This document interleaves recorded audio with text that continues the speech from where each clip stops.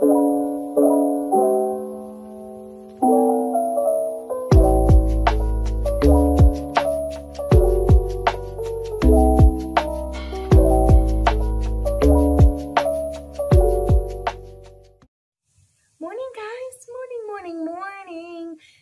morning. How is everybody doing today?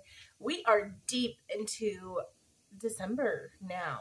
We are almost a week into December.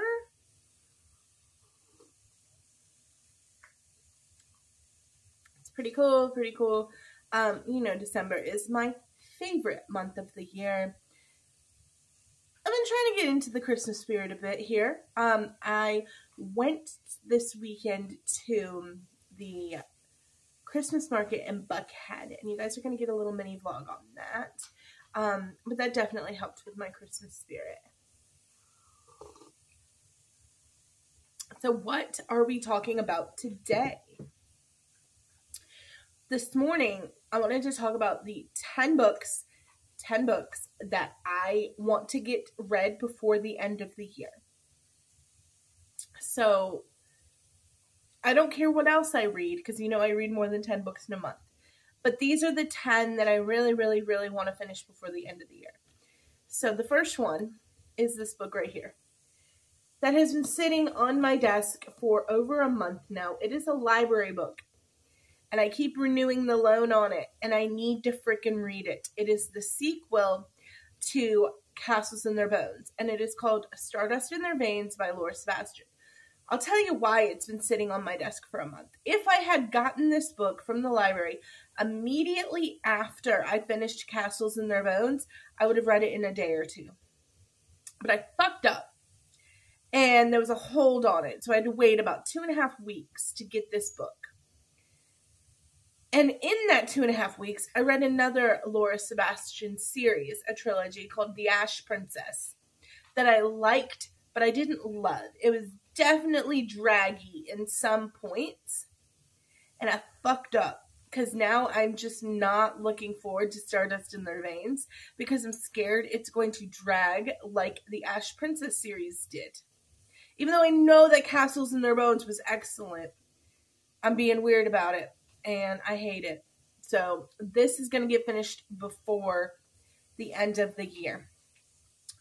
I am also halfway through the second book in the Dragonheart Legacy series by Nora Roberts. So I'm halfway through Becoming.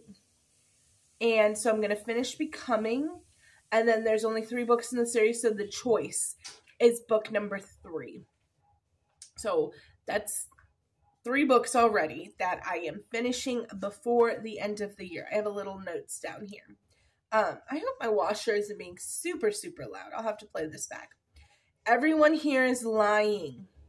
I've seen it all over my TikTok. I've heard it's a great thriller. I need to break up my fantasy a little bit to just keep the flow going.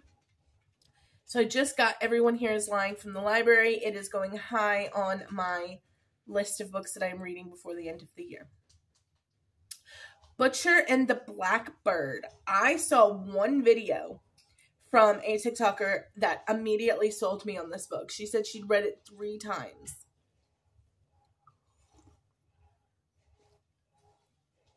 I was like, 3 times? You read the same book 3 times? I'm fucking reading that book. And she highly suggested the Audible. And you guys know that I like Audible while I'm knitting, so I think I'm going to do that one on the Audible while I knit some last-minute Christmas gifts. So Wildfire is the sequel to Icebreaker. I had to think about it for a second. Wildfire is the sequel to Icebreaker. I picked it up on Black Friday. I want to read that before the end of the year.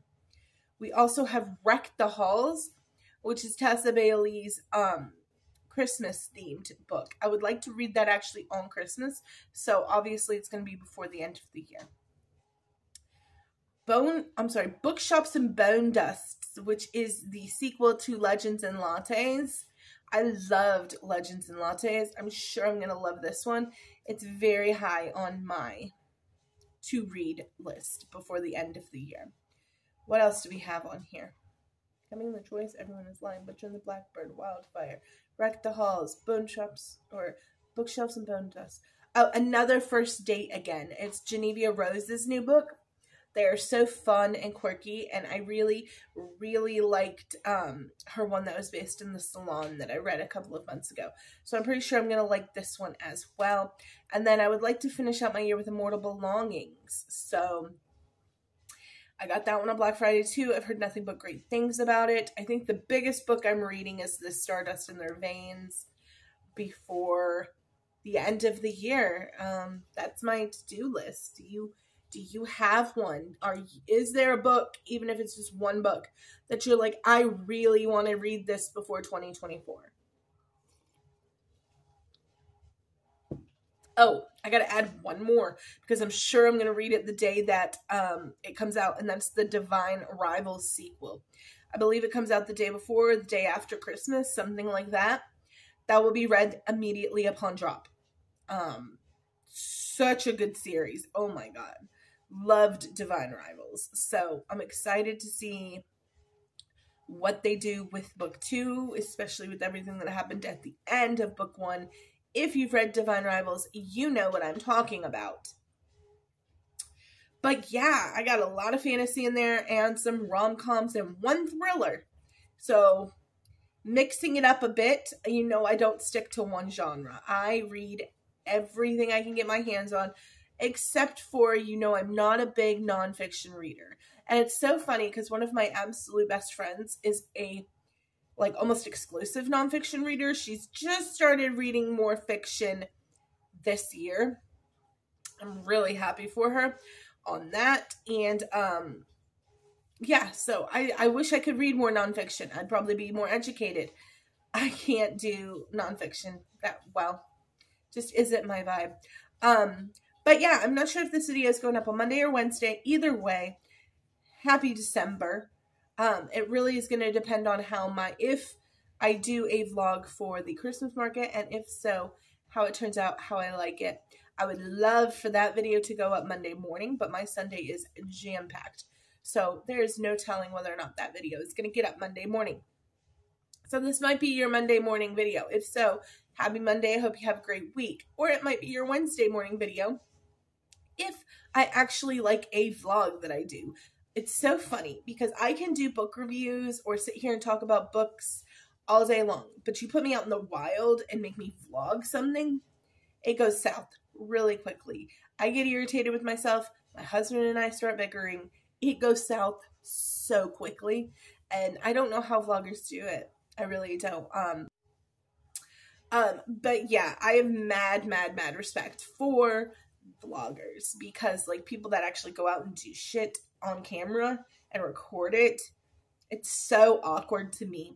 I tried really hard. The first time I tried to really do a vlog in public that I was gonna be really serious about it was Disney World 2 years ago.